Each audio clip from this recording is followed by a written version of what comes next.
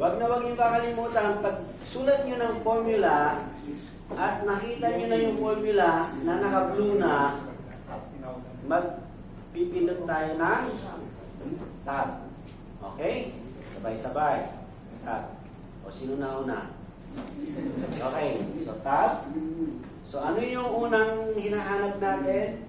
Greater than or equal to 90. Alin ang i-check natin?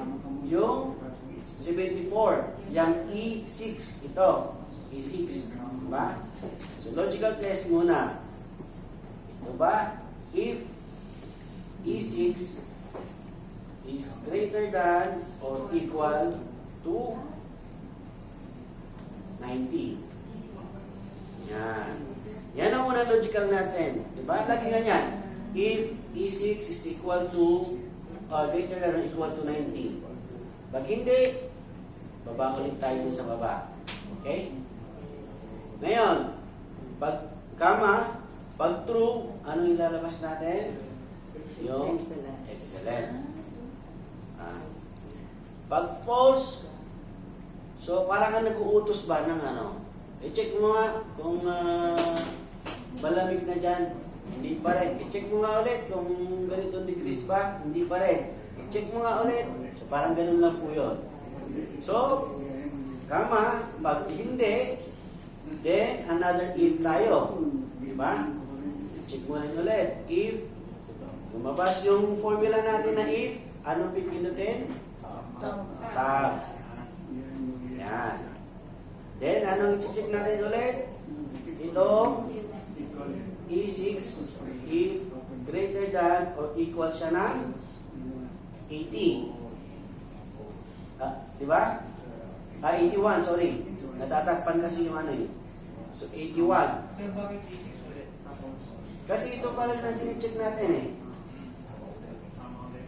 Sinicheck natin siya kung greater than or equal to 90 siya.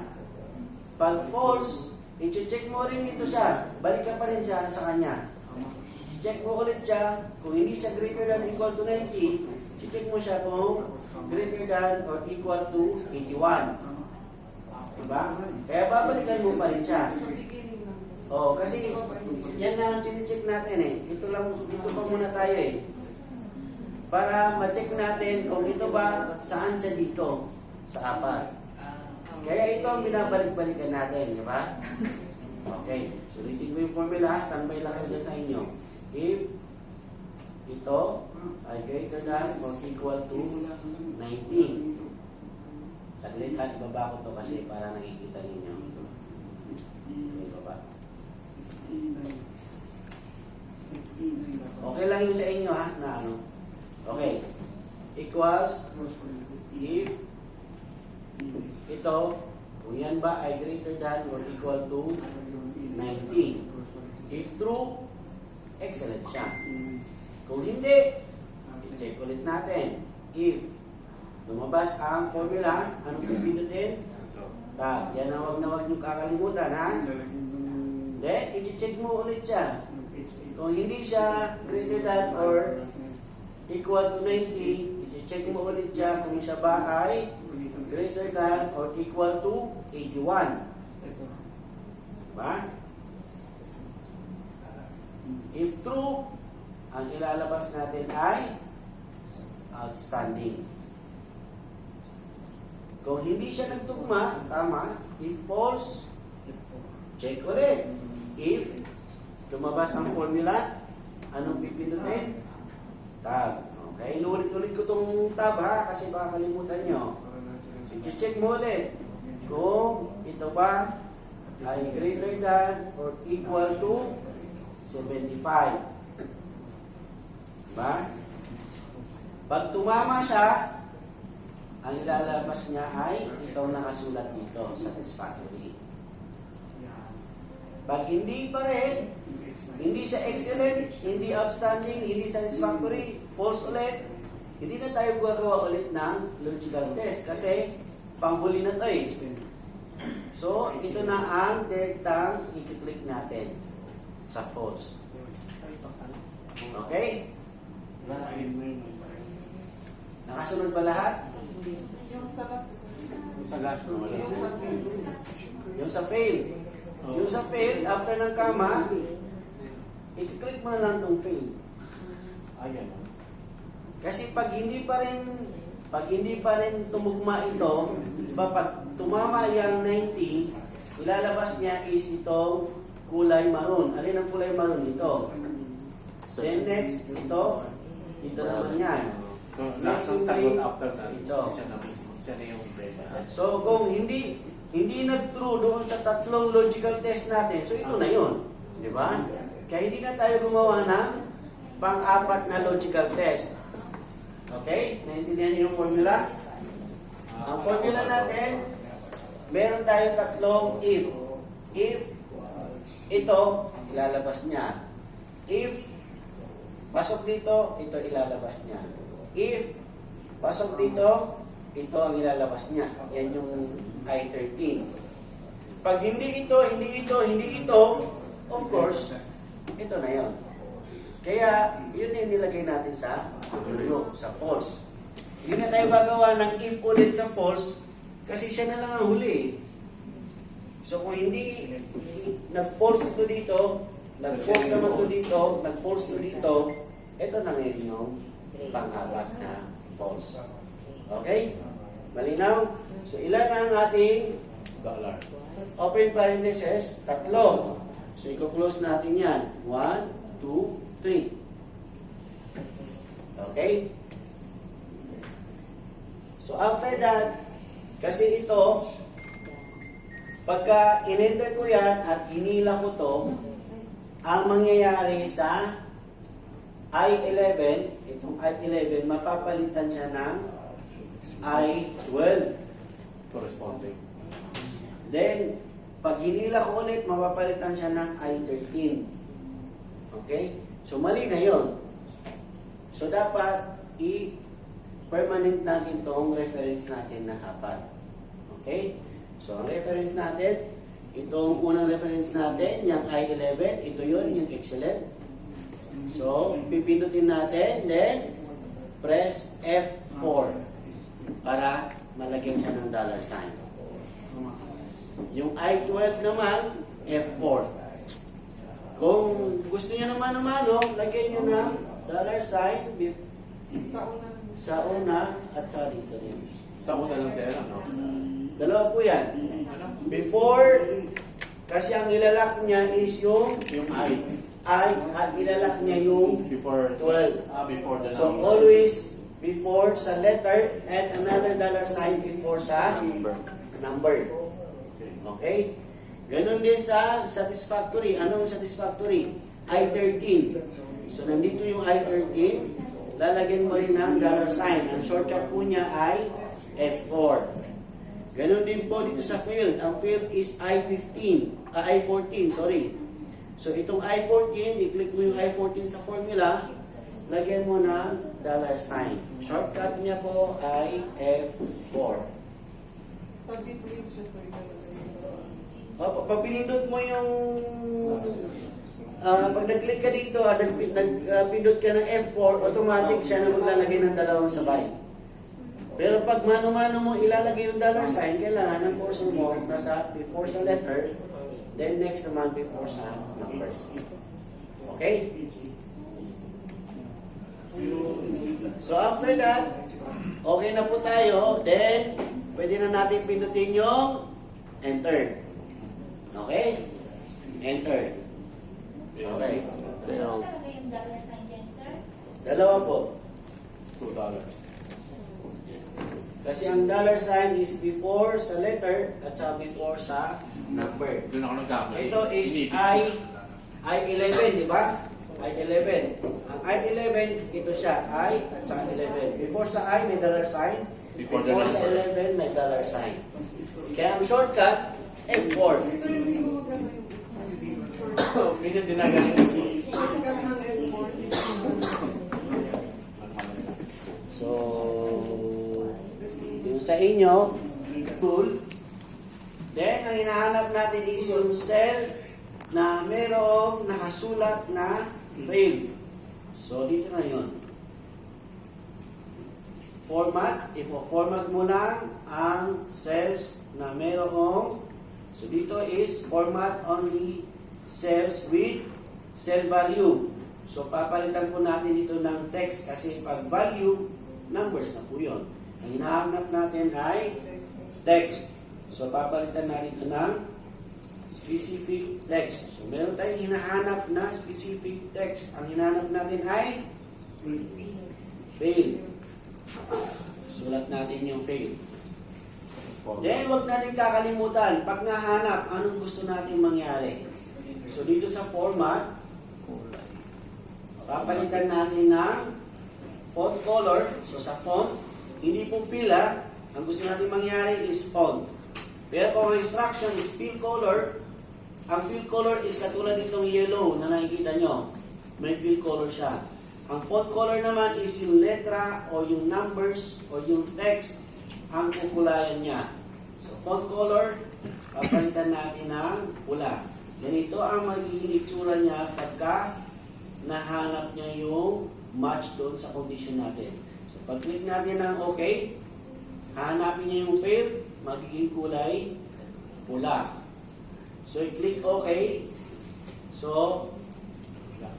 naging pula yung fail.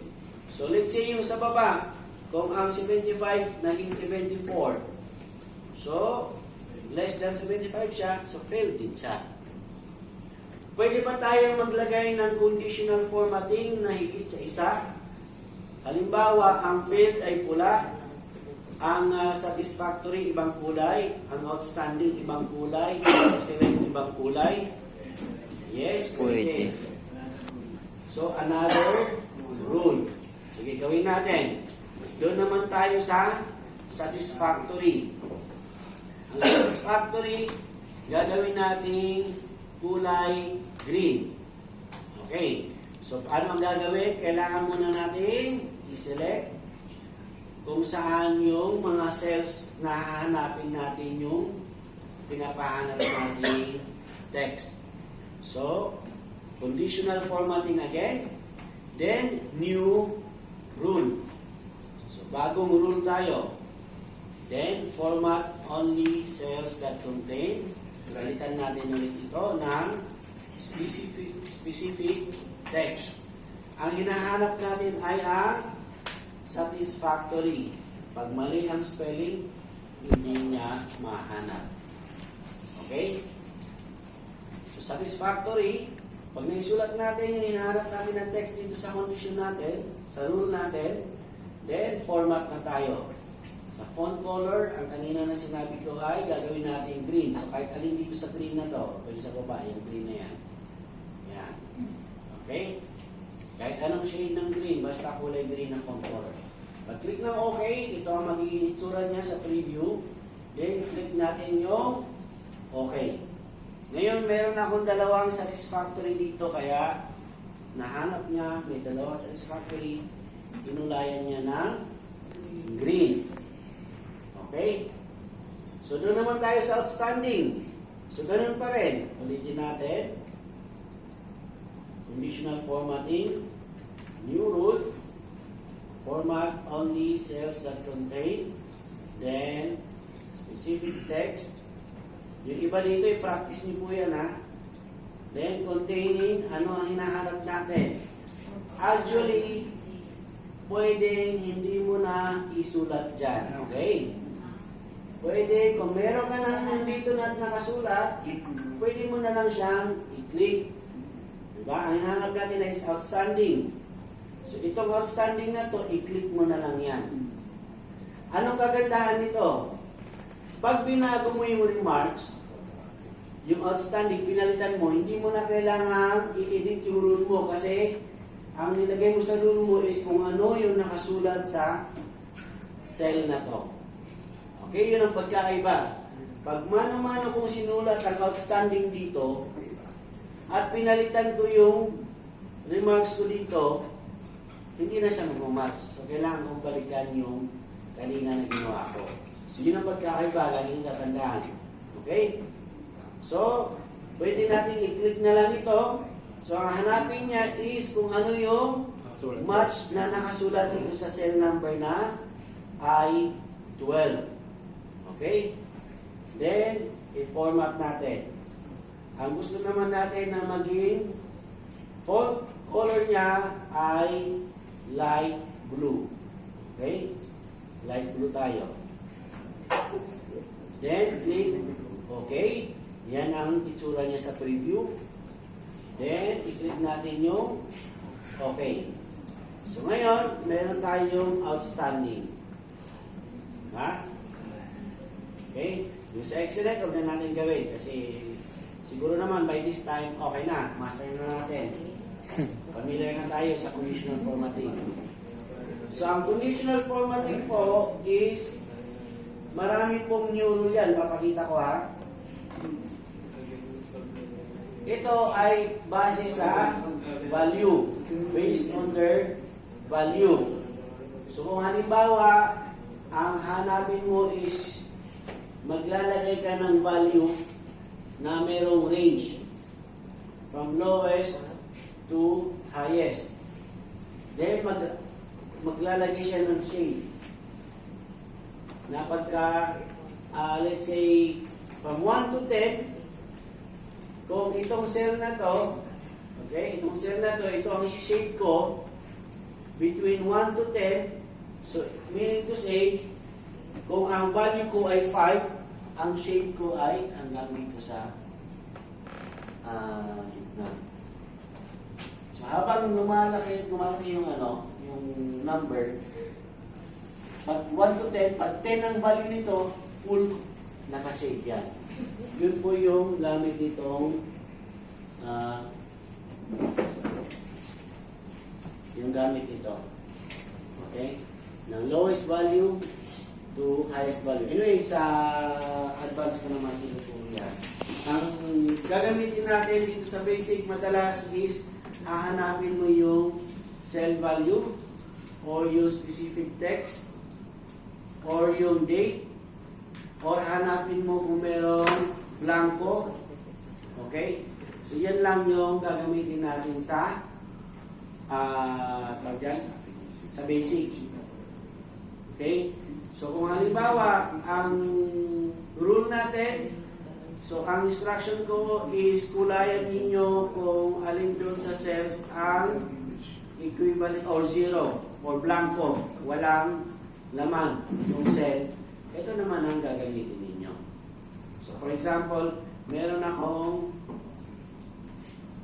ito, conditional formatting, new rule, okay, pakikita ko lang ha, format cells that contain, kung ang hanapin natin ay blanco, format, okay, pwedeng fill color tayo kasi when you say blanco, walang text.